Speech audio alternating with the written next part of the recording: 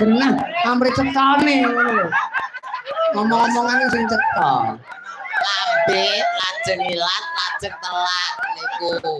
Lambe lajeng ilat lajeng teng telak. Kebanu lajeng teng pundi?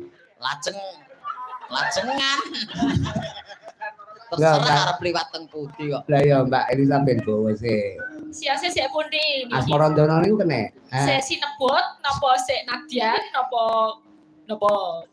Senajan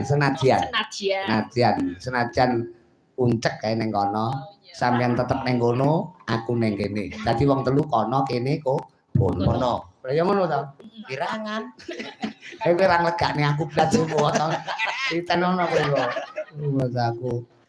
Nadyan wujud temong peksi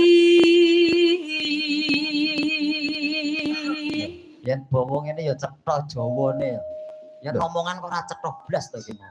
Omongan ra cetha piye ta? Lah ngomongan kok. Lah omongane genah lho. genah. Sing ora cetha iki kupingmu mingkup sisih. Nek ngrungokne. Heeh. Godek. Lho. Lah iki lho. Kupingmu gledek ngono. Kene paham. Godek. Godek. Godek iki sanding kuping, iki godek ngono lho. Kok gledek. Wis kopok.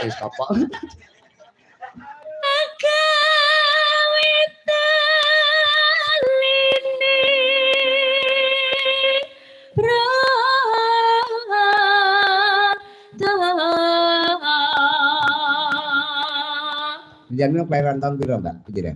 Kula 9 doso. 9 doso. Wo 93. 9 doso iki. Ya Allah ki ra 9 doso iki. Siji desa mawa cara. Negara Tawa Toto. Lho. Desa Nowo Coro. Heeh. Negara Tawa Toto. Iki ketok ta lek negarane Coro tok iki kan ketok to.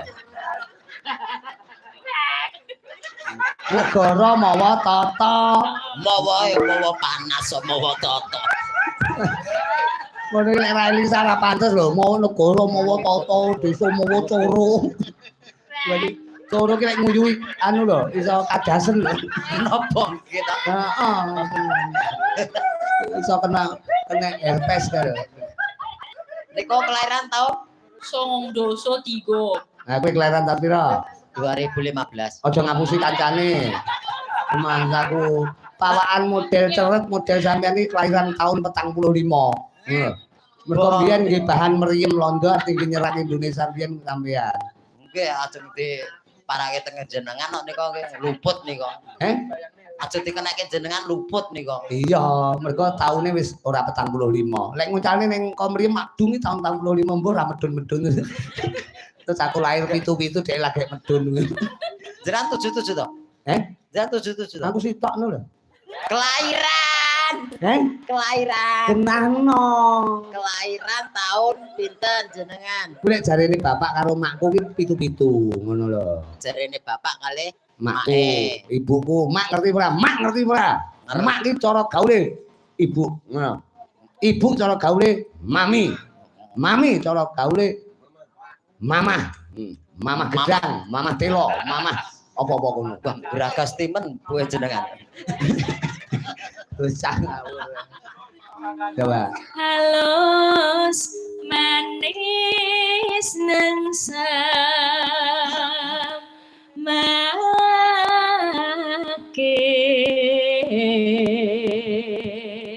Halus manis nang semangke sing halus apa, Cek? Sing halus niku yo Mbak Elisa, pipine halus. Sing manis apa? Sing manis kirangan.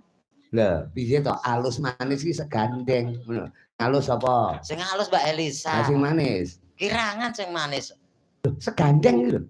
Kok segandeng pripun to? Segandeng iki gandengane ngono lho.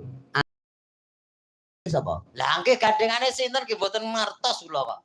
Urung digandengan ya Mbak sampean? Dereng. Oh, kapan-kapan tak golekne gandengan sing manis berarti gula. Nah niku mboten cocok nggih kalih kula. Niku. Niku mboten cocok, niku nyocoki, ngoten mboten cocok niku nyocoki. Ora cocok aku, wis ora sah. Ora pati legi. Aku yang dadian karo Mbak Elisa. Apa? Wis umurku ra dawa. Lho nyang apa kok